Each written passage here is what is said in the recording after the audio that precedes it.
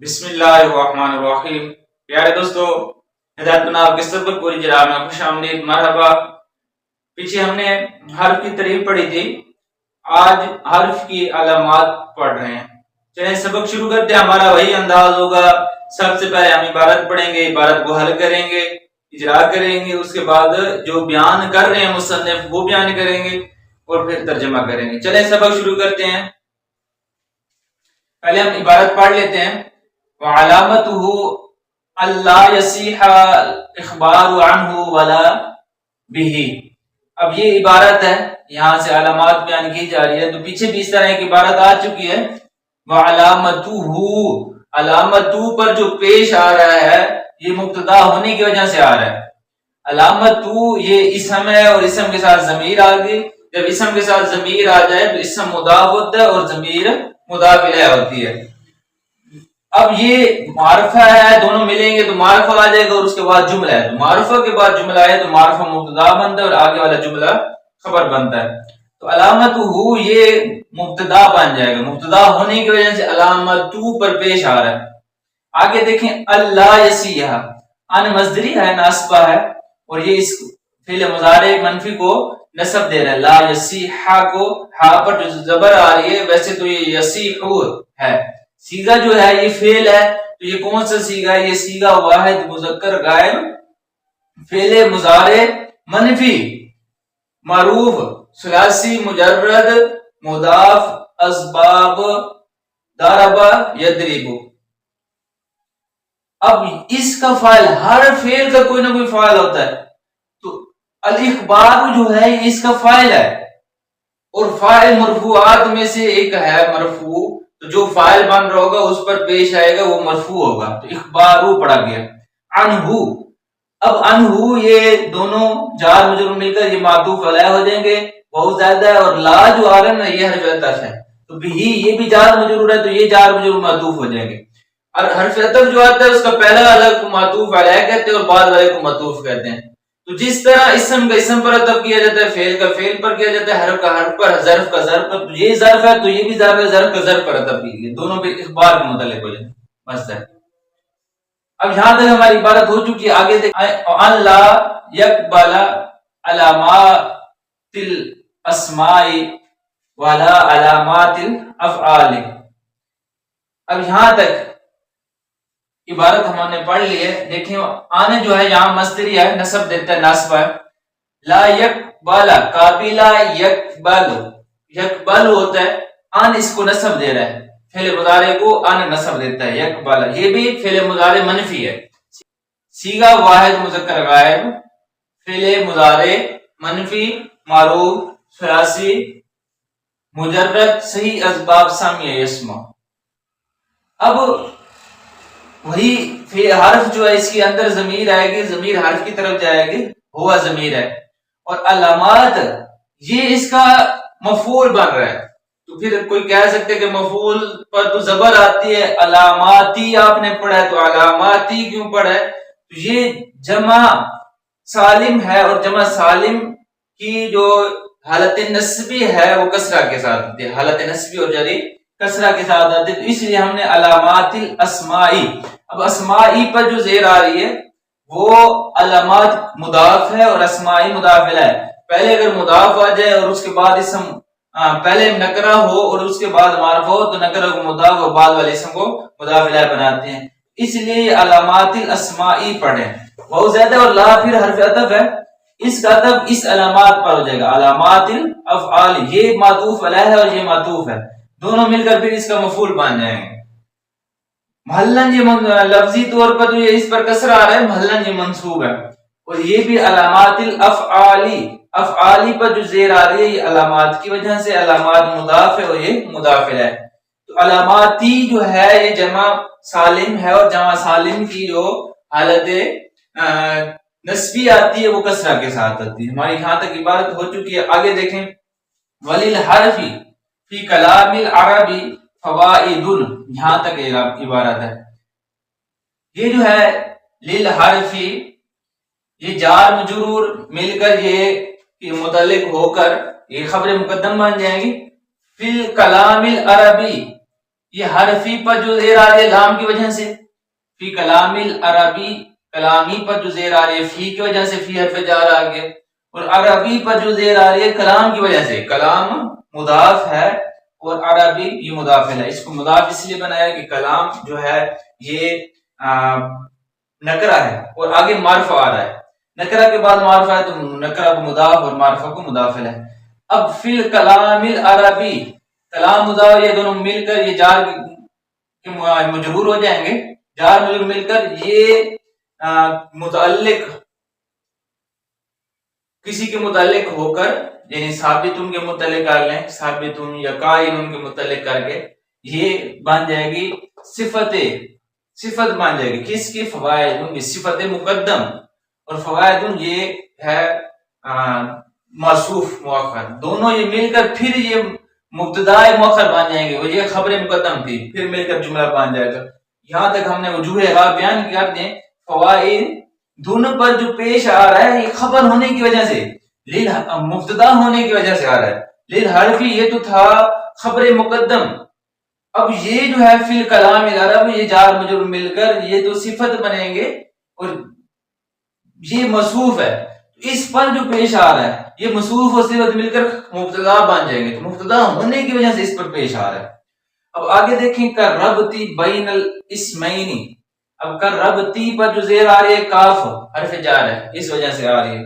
بین الاسمین، بین اسم ظرف ہے، یہ دونوں مل کر پھر مفعول فی بن جائیں گے مربوط مصدر کے، تو یہ مبنی ہوتا ہے، مبنی ہونے کی وجہ سے اس پر یہ نصب ہے، ہمیشہ اس کا ہی اعراب رہے گا۔ اسمینی یہ مجرور ہے، بینہ مضاف اور یہ مضاف الیہ ہے، اب اس کا عطف ہو جائے گا، یہ جو ہے نا اسمینی، بین الاسمینی، یہ دو اسموں کے درمیان ربط دیتا ہے، تو یہ اسمین معطوف علیہ ہو جائے گا، درمیان میں یہ مثال ہے اسی کی، اور والفعلین، اور دو فعلوں کے درمیان اس کا عطف اس پر ہو جائے گا، یہ معطوف علیہ اور یہ معطوف ہے، یا کہتے ہیں یہ پھر معطوف ہو جائے گا،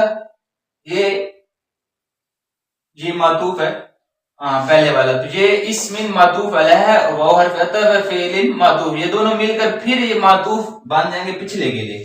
اسمن یہ کاف بینہ کی وجہ سے، بینہ کیونکہ یہ معطوف علیہ تھا تو یہ مجرور تھا، بینہ کی وجہ سے بینہ مضاف ہوتا ہے، تو یہ بھی اسم و فعل، اس پر بھی یہ پیچھے کے لیے معطوف تھے، جس طرح ان کا اعراب تھا تو ان کا بھی اعراب اسی طرح آئے گا، اسم و فعل۔ اب قد ضربت بالخشبۃ، اور درمیان میں یہ والی مثال رہ گئی ہے، زید فی الدار،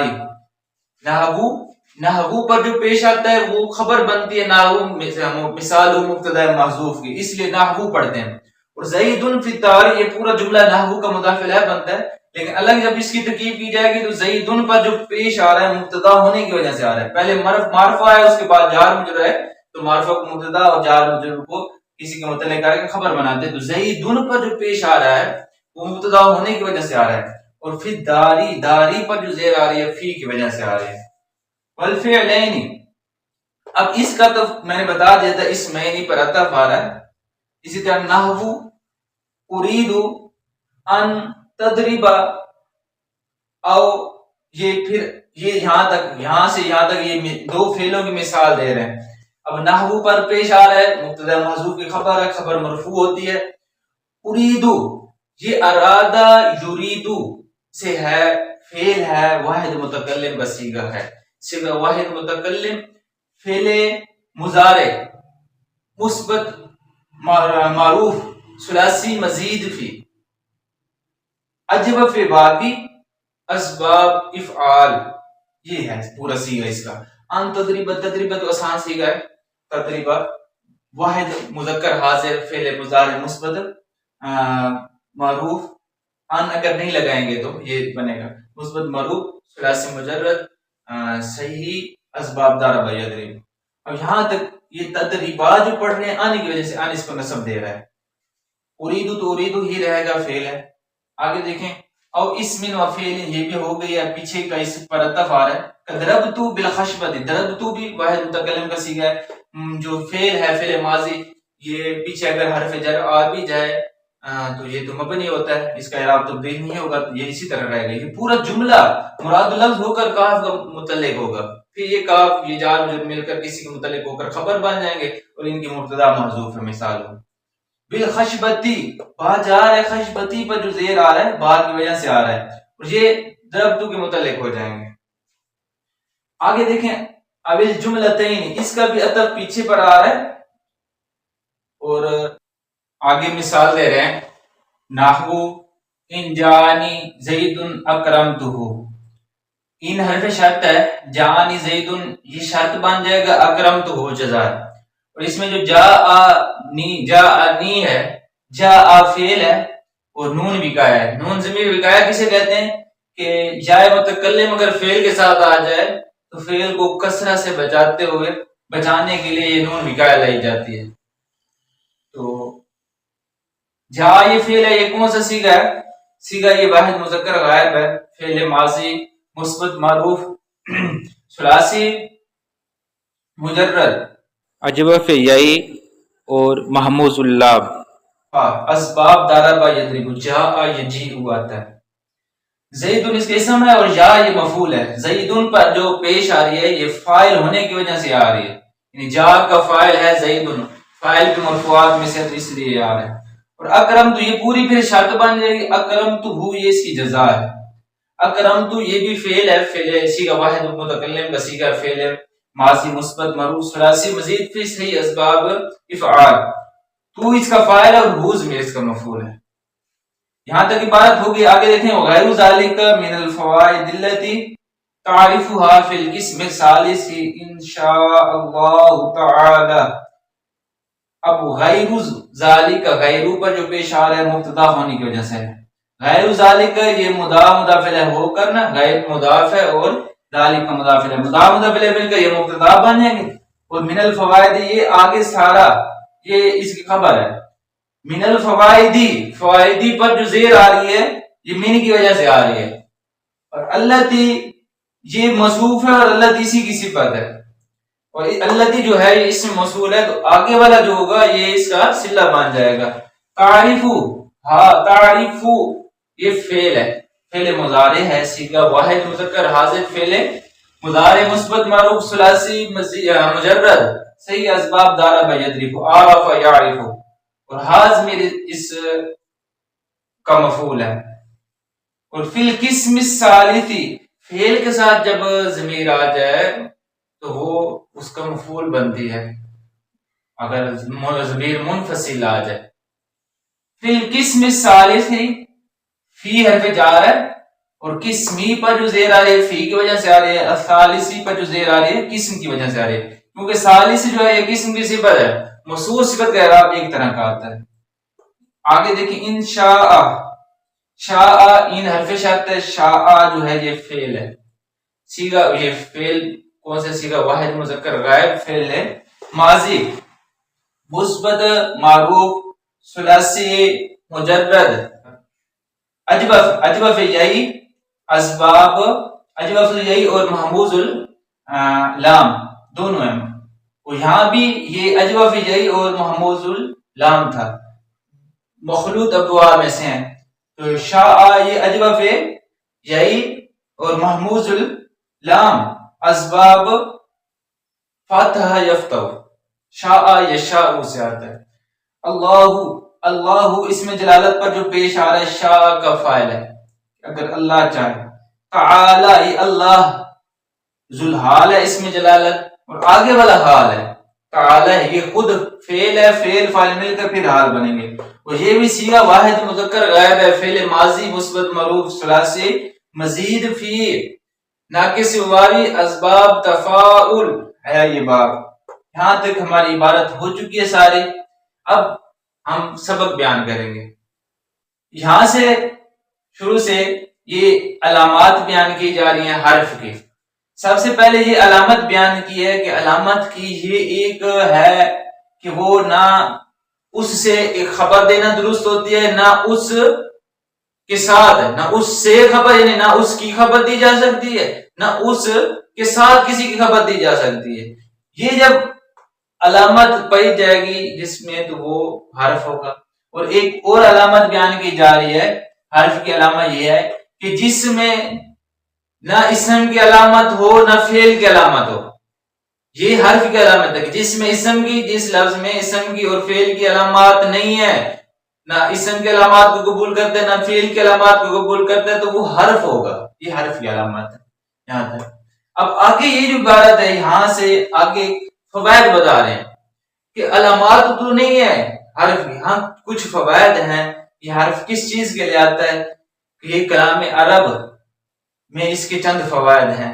تو پہلا فائدہ کہتے ہیں کہ یہ دو اسموں کو آپس میں ملاتا ہے، دو اسموں کو ملاتا ہے، دو فعلوں کو آپس میں ملاتا ہے، ایک اسم اور ایک فعل کو ملاتا ہے، دو جملوں کو آپس میں ملاتا ہے. اس کے علاوہ اور بھی کئی حروف کے فوائد ہیں. اب دو فعلوں کی پہلے مثال، دو اسموں کی مثال دی تھی، زید فی الدار. زید اسم ہے، دار بھی اسم ہے، ان کے درمیان فی آیا ہوا ہے. زید اور دار کو فی نے آپس میں ملا دیا، ربط پیدا کر دیا ہے. دو فعلوں کی مثال دے رہے ہیں، جیسے اریدو ان تدریبا، میرا ارادہ ہے کہ تو مار. اب ان مصدریہ، اس نے ربط پیدا کیا ہے اریدو اور تدریبا میں. اب اسم اور فعل میں رابط پیدا کرتے ہیں، جیسے ضربتو یہ فعل ہے، بالخشبۃ بعد حرف ہے، اور خشبہ الخشبہ یہ اسم ہے. تو اس فعل اور اسم کے درمیان با نے ربط پیدا کر دیا، نسبت پیدا کر دی. دو جملوں کے درمیان بھی حرف جو ہے وہ ربط پیدا کرتا ہے، جیسے ان یہ حرف ہے، جاءنی زید یہ ایک جملہ ہے، اور اکرمتہ یہ دوسرا جملہ ہے. ان دونوں جملوں کو جو ملا رہا ہے، ربط پیدا کر رہا ہے، تو وہ ان حرف شرط ہے. اس کے علاوہ اور بھی کئی ہیں کہتے ہیں مصنف نے، اور اس کی پہچان جو ہے نا قسم ثالث آگے بیان ہوگی، حروف کی بحث ہوگی. پہلی قسم اسم کی ہے، دوسری فعل کی، اور تیسری قسم جو ہے کہ حرف کی، اس میں کچھ اور باتیں حروف کی ہم پڑھیں گے اگر اللہ تعالیٰ نے چاہا تو. یہ سبق بیان ہو چکا ہے، اب ہم ترجمہ کریں گے. ترجمہ دیکھیں، یہاں سے بات ہو گئی ہے. اس کی علامات سے کیا مراد ہے؟ وہ ضمیر کا مرجع حرف ہے، اور حرف کی علامات یہ ہے کہ اس سے خبر دینا درست نہ ہو، اور نہ اس کے ساتھ، اور یہ اسماء کی علامات کو قبول نہیں کرتا، اور نہ ہی افعال کی علامات کو قبول کرتا ہے. کلام عرب میں اس کے لیے فوائد ہیں. کلام عرب میں حرف کے لیے کلام عرب میں فوائد ہیں، جیسے دو اسموں کے درمیان ربط دینا. اس کی مثال زید فی الدار کی مثال ہے، اور زید فی الدار کا جو ترجمہ ہوگا وہ یہ ہے کہ زید گھر میں ہے، اور یہ دو فعلوں کے درمیان ربط دیتا ہے. اس کی مثال اریدو ان تدریبا کی مثال ہے، اور اس مثال کا جو ترجمہ ہوگا کہ میں ارادہ کرتا ہوں، میں یہ چاہتا ہوں کہ تو مارے، تو مارے. یا یہ ربط پیدا کرتا ہے اسم اور فعل کے درمیان. اس کی مثال جیسے ضربت بالخشبۃ، میں نے مارا لکڑی کے ساتھ. یا یہ دو جملوں کے درمیان ربط دیتا ہے. اس کی مثال ان جاءنی زید اکرمتہ کی مثال ہے. اب ان جاءنی زید کا ترجمہ کہ اگر میرے پاس زید آیا تو میں اس کی عزت کروں گا.